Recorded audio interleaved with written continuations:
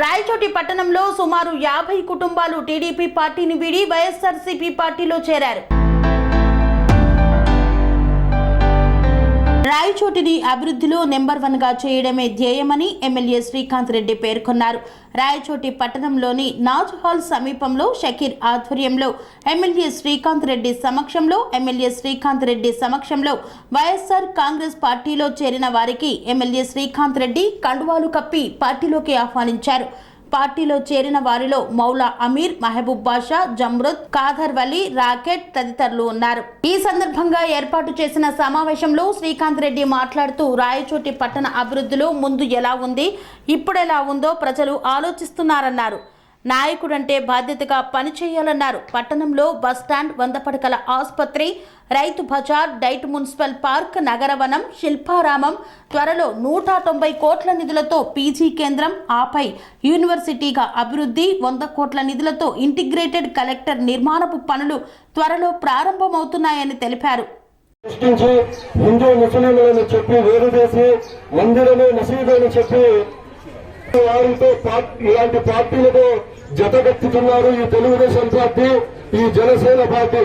వీరికి తొందరలోనే మహిళలు ఈ రాయచోటిలో నీటితో ఎన్ని కష్టాలు పడినా, ఎలాంటి కష్టాలు పడినా, ఆ పుట్టపల్లి అయితేనేమి, ఈ ప్రాంతం అయితేనేమి, ఆ ప్రాంతం అయితేనేమి, కొనుమిట్టాలు అయితేనేమి, రాయచోటి మున్సిపల్ చైర్మన్ ఫయాజ్ గారికి స్వాగతము, సుస్వాగతము.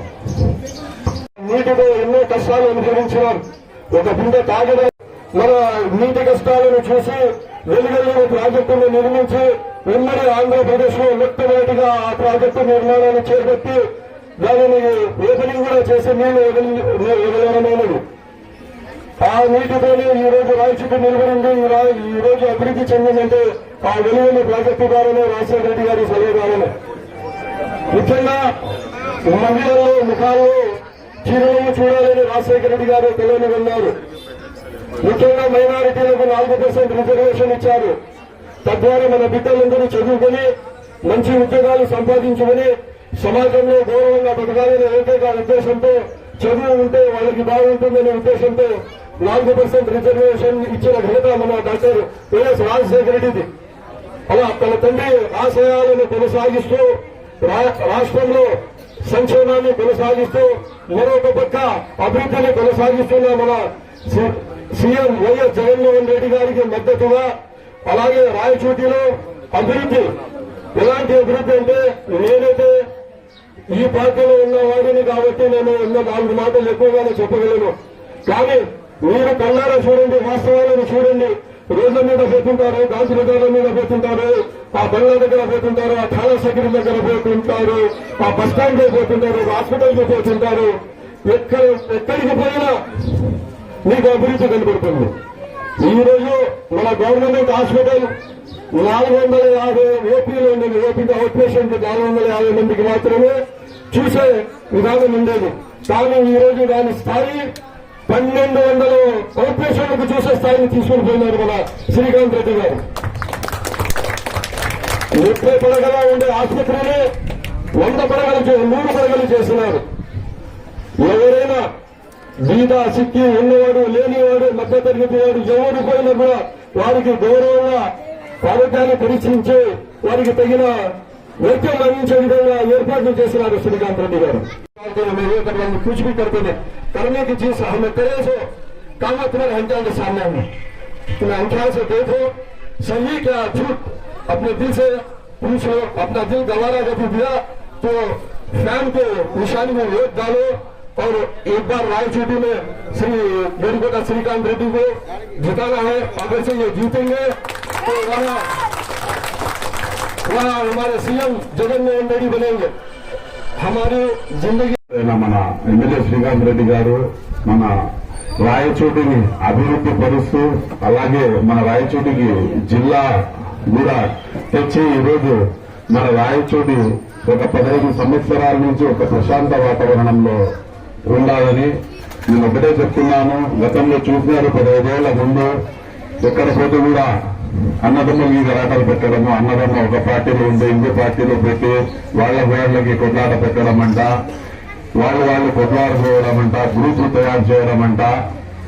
అలా మన ముస్లింలు ప్రతి ఒక్కరికి ఈ విధంగా వాళ్ళు ఈ విధంగా పొట్లాటం పెట్టి వచ్చేసి వాళ్ళందరికీ వచ్చేసి వాళ్ళు బాగుపడినారు. ఒక 15 సంవత్సరాల నుంచి మీరు చూస్తున్నారు.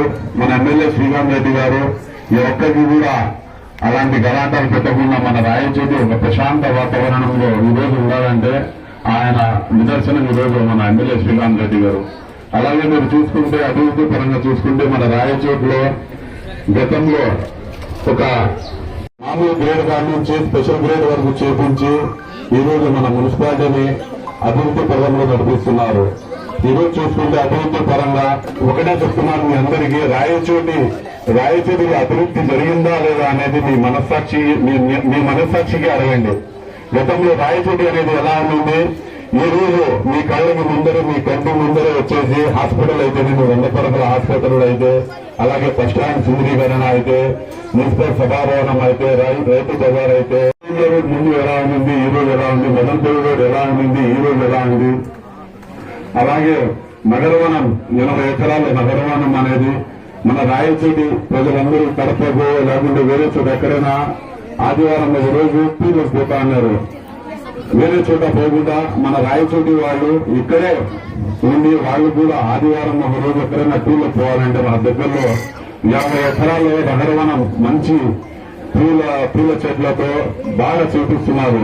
ఇంకోటి శిల్పరామం కడపగే పోతున్నారు. అది కూడా ఈ రోజు మన రాయచోటిలో గెలిచిన రోజు అది కూడా శరవేగంగా పనులు జరుగుతా ఉన్నాయి. ఇలాంటి ఎన్నో అభివృద్ధి కార్యక్రమాలు చేపట్టారు.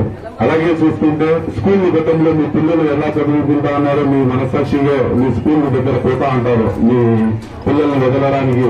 గతంలో స్కూళ్ళు ఎట్లా ఉన్నాయి, ఈ రోజు మీరు పోయినప్పుడు స్కూళ్ళు ఎట్లా ఉన్నాయనేది మీ కంటి ముందరే కనపడతారు.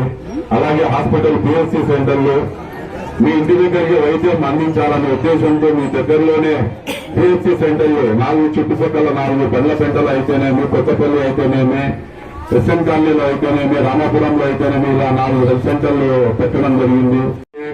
అలాగే స్కూల్ పిల్లలకు అయితేనేమి ఇలాంటి ఎన్నో కార్యక్రమాలు మీ డైరెక్ట్ గా ఇంతకుముందు చూస్తుంటారు. మీరు చేయూత అయితేనేమి, పింఛన్ అయితేనేమి ఇలాంటివన్నీ ఏమైనా కార్యక్రమాలు ఉంటే డైరెక్ట్ గా మీ అకౌంట్ లో వచ్చేది కాదు.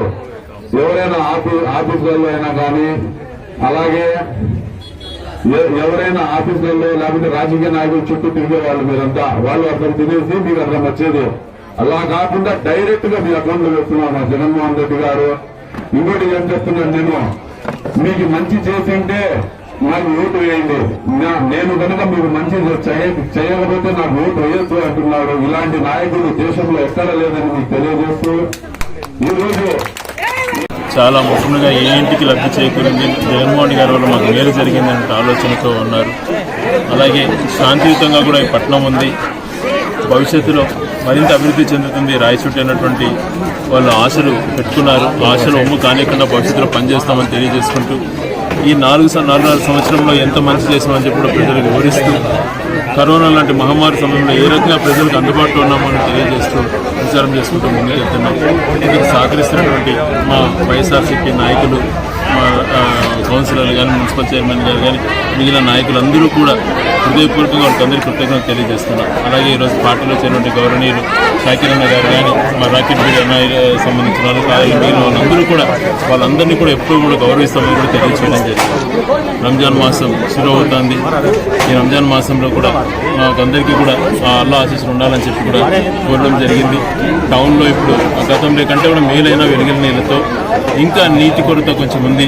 దాని రాబో ఒక సంవత్సరంలో పూర్తిగా ప్రతి ఇంటికి ప్రతిరోజు నీళ్ళు వచ్చే విధంగా కూడా పని స్టార్ట్ అయింది. అది ఒక సంవత్సరంలో కూడా కంప్లీట్ చేస్తానని చెప్పి ఈరోజు ప్రజలకు మాట ఇచ్చాను. ఆ మాట కూడా నిలబెట్టుకుంటాను. అది ఒకటి ఆలోచన చేయమంటున్నా, ఒక జగన్మోహన్ రెడ్డి గారు ఎన్ని మేలు చేశాడు కాబట్టి ఆయన ధైర్యంగా నేను ప్రజల దగ్గరికి ఒక్కరిగా వెళ్తాను, ప్రజలతో పొత్తు పెట్టుకొని వెళ్తాను అని చెప్పి 175 సీట్ల కోసం వస్తున్నాడు. మరి మిగిలిన వాళ్ళు జనసేన పొత్తు కావాలంటున్నారు. నరేంద్ర మోడీ ఇంటి బయట కూర్చొని 3 రోజుల నుంచి ఢిల్లీలో బీజేపీతో పొత్తు కోసం ప్రయత్నం చేస్తున్నారు. ఇలాంటి వాళ్ళు ఆత్మగౌరవాన్ని తాకట్టు పెట్టి రాష్ట్రానికి మేలు చేయకుండా, ప్రజలకు మేలు చేయకుండా వాళ్ళ వ్యక్తిగత స్వార్థాల కోసం వాళ్ళు ప్రయత్నం చేస్తున్నారు. జగన్మోహన్ రెడ్డి గారు ప్రజలకు మేలు చేశారు కాబట్టి ఈరోజు ధైర్యంగా ఒంటరిగా వస్తున్నాడు. ఈ రాజకీయ పార్టీని అన్ని కలుపుకోవాల్సిన అవసరం చంద్రబాబు నాయుడు గారికి వచ్చిందంటే ఆయన ప్రజలకు ఏమి చేయలేదని, ప్రజలు తనతో ఉండాలనే నమ్మకం లేక భయంతోనే వీరు ఎన్ని రాజకీయ పార్టీలను కాళ్ళు పట్టుకొని వాళ్ళ ఇళ్ల బయట కూర్చొని ఈరోజు ఢిల్లీలో నరేంద్ర మోడీతో పాటు కానీ లేకపోతే మరి అమిత్ షాతో వాళ్ళ ఇళ్ళకి బయట కూర్చొని రోజుల తరబడి అక్కడ వెయిట్ చేసినటువంటి వీళ్ళు ఒక రాజకీయ పార్టీ కిందకే రారు. ఒక రాజకీయ పార్టీ అంటే ధైర్యంగా మాది పలాని పాలసీస్ ఉన్నాయి, పలాని మంచి పనులు చేశాం, ఆ మంచిని చూసి ఓటేయండి, మేము ఇవి చేసామా లేదా అని చెప్పి ప్రజలతోనే అడిగిపించి చేసినట్టుగా ప్రజలకు గుర్తించే విధంగా మంచి చేసినటువంటి ప్రభుత్వం కాబట్టి ప్రజల అండదండలు ఉంటాయి. మన రాష్ట్రంలో అత్యధికంగా వైనాట్ 175 అన్నటువంటి కాన్సెప్ట్ వల్ల జగన్మోహన్ రెడ్డి గారికి ఆ దేవుడి దీవెనలు, ప్రజల దీవెనలు దండిగా కనిపిస్తున్నాయి. పుష్కలంగా ఆయన కోరిక ఖచ్చితంగా నెరవేరుతుంది. నుంచి 10 సంవత్సరాల నుంచి టీడీపీ పార్టీలో చాలా విధాలుగా చాలా కష్టాలు పడి మేము పని చేశాము. మనకు ఏదానికి కూడా ఒక మంచికి ఒక చెడ్డకి సహాయం గురించి వాళ్ళు కూడా ఆడ వచ్చి ఎవరు కూడా లేరు, సరైన లేడు. మన అన్న దగ్గర ఉండేసి ఉందాంలేని ఒక మంచి ఉద్దేశంతో రావడం జరిగింది. దేవుని దయ వల్ల ఈసారి ఎన్నికల్లో కనీసం అంటే కూడా ఒక 70,000 ఓట్లతో మెజారిటీతో గెలిపిస్తామని మేము స్వయంగా మొక్కుకుంటాం. మీరు ఏం చూసి పార్టీలోకి వచ్చినారు? మంచితనం చూసి కదా మనం రావాల్సింది. ఒక మంచితనం చూసి, ఒక గుడ్విల్ చూసి కదా మనం రావాల్సింది. అది అభివృద్ధి చూసి కదా మనం రావాల్సింది. అట్టేటప్పుడు మనము ఎవరైతే కూడా రావచ్చు, ఎవరైతే కూడా చేయొచ్చు, తప్పు ఏముంది? స్వామి బోధానంద గోసేవ ఆశ్రమం సైథాపూర్. జ్యోతిష్యం, వాస్తుశాస్త్రం మన పూర్వీకులు మనకిచ్చిన వరం. దుర్గాదేవి, కాలభైరవ ఉపాసనతో వాక్సిద్ధి పొందిన శ్రీ శ్రీ బోధానందగిరి స్వామివారు మీకు ఎలాంటి సమస్యలున్నా, వాటిలో ముఖ్యంగా ధన నష్టం, ఆరోగ్య నష్టం, భార్యాభర్తల మధ్య గొడవలు, ప్రేమించుకున్న వారు దూరం అవడం, ఎన్ని సంబంధాలు వచ్చినా పెళ్లి ముడి పడకపోవడం, రోడ్డు ప్రమాదాలు, అప్పుల బాధలు, వ్యవసాయంలో నష్టాలు, పెద్దల మాట పిల్లలు వినకపోవడం, ఆరోగ్య శాంతి, గృహశాంతి, మనశ్శాంతి లేకపోవడం, ఇలాంటి సమస్యలు ఉన్నట్లయితే ఒక్కసారి స్వామీజీని కలవండి. మీ సమస్యలకు తగిన పరిష్కారాన్ని పొందండి. అంతేకాక అన్ని రకాల వ్యాధులకు గోపంచకవ్య మరియు మూలికా వైద్యం చేయబడును. నమ్మకంతో రండి, ఆయురారోగ్యాలతో వర్ధిల్లండి. మా అడ్రస్ స్వామి బోధానంద గోసేవ ఆశ్రమం, సైథాపూర్, వీరభద్రస్వామి గుడి దగ్గర, యాదగిరిగుట్ట. సంప్రదించవలసిన నెంబర్ 9849213754 మరియు 9618034138.